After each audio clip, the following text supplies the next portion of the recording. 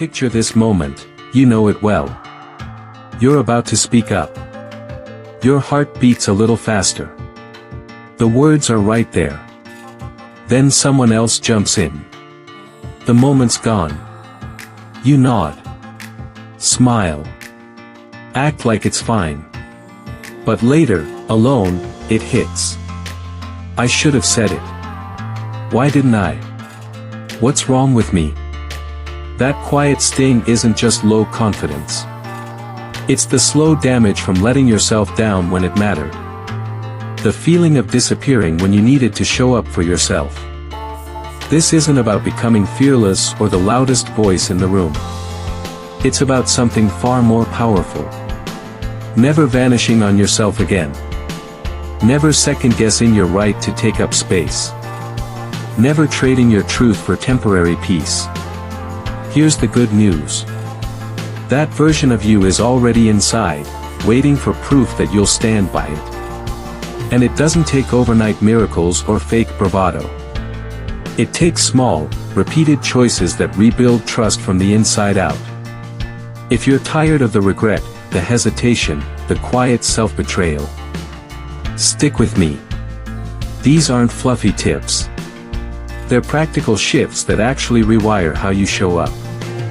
Ready to stop disappearing?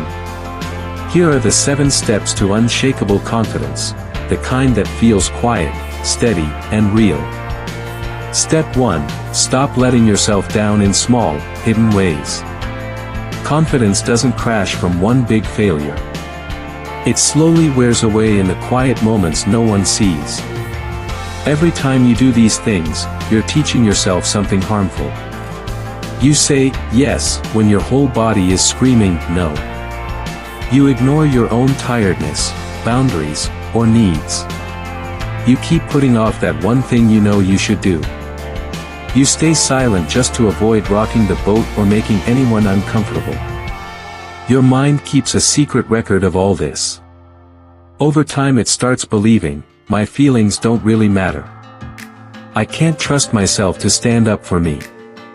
When that trust cracks, real confidence has nowhere solid to stand. The simple truth most people never hear. True confidence grows from keeping your promises to yourself, not from what other people think or give you. One easy daily habit to start fixing this. For the next 7 days, pick one small, clear promise to yourself each day. Make it tiny so it's impossible to fail. Examples. Drink a full glass of water first thing in the morning. Send that one short message you've been delaying. Decide on one small thing, what to eat, what to wear, and stick to it without changing your mind. Do it. No matter what. Every time you follow through, even if it's small, you're quietly proving to yourself, I show up when I say I will. That's the foundation. Keep building it day by day. Step 2. Stop waiting to feel ready. Most people think confidence has to come first, like a warm feeling that magically appears. It doesn't. Doing the thing creates the feeling. Waiting feels safe, but it quietly trains your brain, I only move when it's comfortable. Comfort is a liar, it almost never shows up first. The real order is simple and brutal. Feel unsure. Take a small step anyway. Get a tiny bit better. Feel less unsure. Confidence starts creeping in. You didn't wait to feel confident before you learned to walk. You fell, got up, wobbled more, fell again, until the falling stopped feeling scary. The exact same rule applies to speaking up, setting boundaries, asking for what you want, or anything else that matters. What actually works? Stop negotiating with fear. Start this daily ritual instead, it's the quiet game changer most people skip. Every single day, pause and ask yourself one honest question. What am I avoiding right now, because it just feels too hard? Name it. No judgment. Just name it clearly, like spotting the monster under the bed. Then shrink it down until it's laughably small. Not, have the big confrontation, just send one honest text. Not, become a public speaker overnight, just say one sentence in the meeting. Not, run a marathon, just lace up and walk for 5 minutes. Make it 80% easier, so easy your excuses run out of steam. Then do it. Messy, imperfect, heart-pounding, do it anyway. That's the magic. One tiny win stacks on another. Your nervous system stops sounding the alarm so loudly. Your brain starts collecting evidence. I survived that. And I got a little better. Repeat this daily, and something shifts. Not overnight fireworks, but steady, undeniable momentum. You stop waiting for permission from your feelings. You start proving to yourself, I don't need to feel ready. I just need to begin. Step 3, stop needing everyone to like you. This trap keeps more people stuck than almost anything else. It's not because you're weak, it's because you've gotten used to feeling okay only when others approve. You start craving being liked by everyone. Being understood right away. Getting nods, smiles, or "you're right" from people. So what happens? You water down your real thoughts. You explain yourself too much. You make yourself smaller to fit in. Little by little, you lose respect for the person in the mirror. The hard but freeing truth. If your confidence depends on other people's reactions, it will always feel shaky. People are unpredictable. Their moods change. Their approval can disappear in a second. You can't build something steady on something that moves like weather. What to do instead? Decide clearly, here are the things I won't bend on anymore. Not by pushing everyone away, just by refusing to shrink yourself to keep them happy. One small daily practice. Pick one moment each day to practice this. Say no without adding a long excuse or apology. Let a silence sit after you speak, don't rush to fill it with more words. Share what you really think, even if it's simple and plain. Then notice what happens next. The world doesn't end. No one explodes. People might even respect you more. And inside, something straightens up, a quiet strength that says, I can stand by myself. Step 4. Change how you talk to yourself after a mistake. This is where confidence is really tested, not during easy wins, but right after you mess up. Most people trip, then turn into their own worst enemy. They say things like, "You ruined it again. You're hopeless. Why can't you ever get this right?" Those words don't help you improve. They just make you feel smaller and less willing to try again. They chip away at trust even more. People who build real confidence don't think super positive sunshine thoughts all the time. They think fairly and usefully. Switch from harsh judge to helpful coach. When something goes wrong, pause and say these instead. That didn't work out. Okay, what actually happened? What can I learn from it? What one small thing could I try differently next time? I'm still learning this. That's normal, everyone starts somewhere. This isn't pretending everything's fine. It's facing the truth without beating yourself up. A mistake stops being proof I'm bad and becomes just information. Here's what didn't work. Here's what might. You get back up faster. You trust yourself more because you know you'll treat yourself decently even when things go wrong. Step 5. Let your body show your mind it's safe. Confidence isn't just a head thing, it's deeply wired into your biology. When your body is constantly tense, hunched, or braced, like it's preparing for a hit that never comes, it sends a non-stop signal to your brain, we're in danger here. Even if your mind knows logically that everything's okay, that body alarm keeps firing. It fuels anxiety, hesitation, and that inner voice saying, don't risk it. You can't talk yourself out of it forever because the signal is coming from below conscious thought. The fix starts by speaking the language your nervous system actually understands, physical safety cues.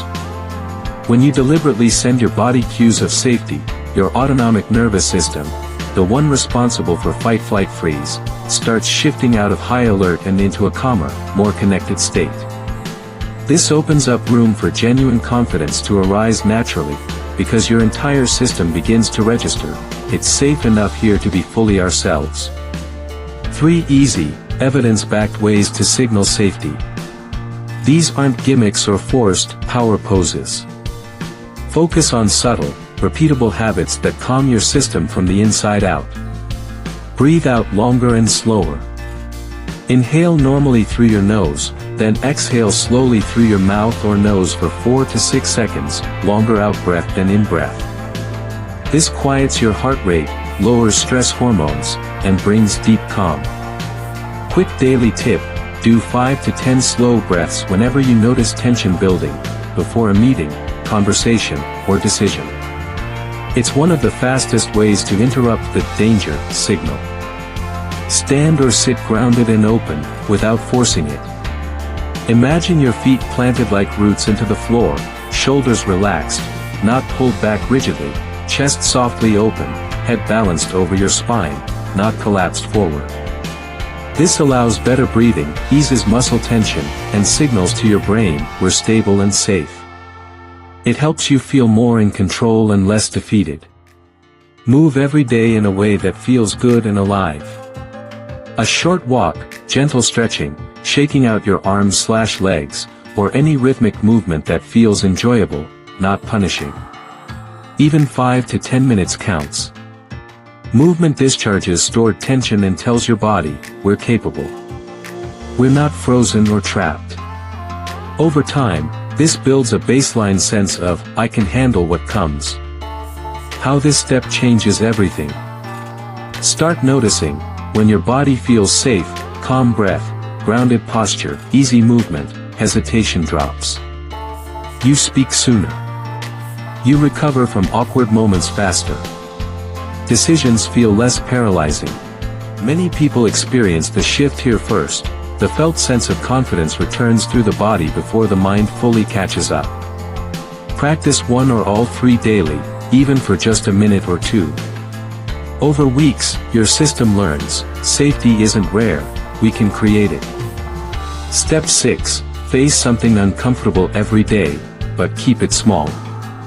When you avoid things that scare you, fear gets bigger and stronger over time. When you face them gently and repeatedly, fear gets smaller and weaker. You don't need to do huge, scary leaps. Tiny brave steps work better and last longer. What to do every day.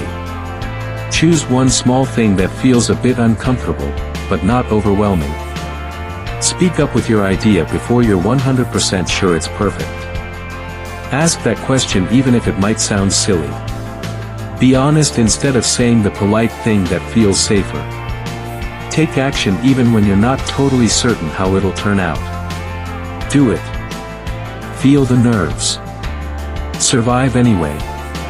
Quick way to make it easier. Look for stories or examples of people who are a lot like you, same age, background, personality, who faced something similar and came through okay.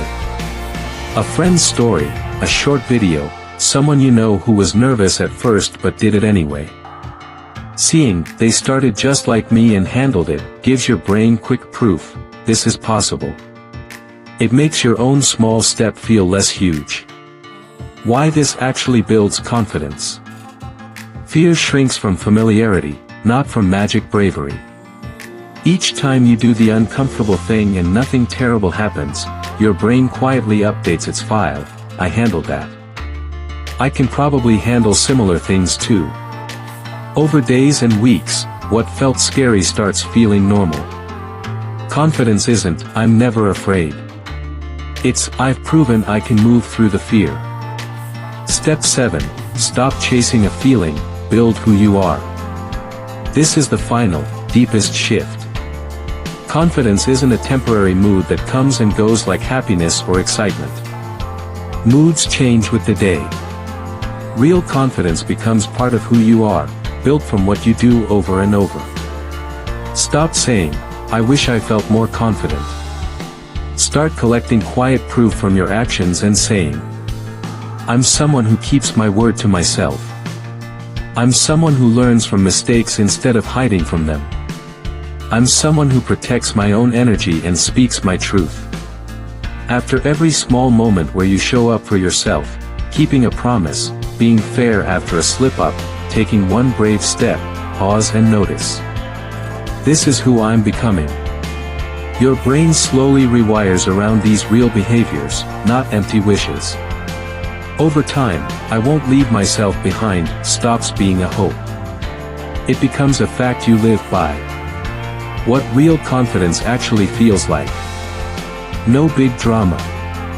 No fireworks. It's quiet. You spot it later. You speak up sooner. You pause less. You recover from slip-ups faster. You trust your own gut more. You won't remember the exact moment it clicked. Because it wasn't a moment. It was thousands of small times you chose not to leave yourself behind. One last thing. Unshakable confidence isn't some fluffy belief that you're enough. It's the steady knowing. No matter what happens, I will not leave myself behind. Build that, one kept promise, one fair word to yourself, one tiny step at a time. And nothing outside you can shake it.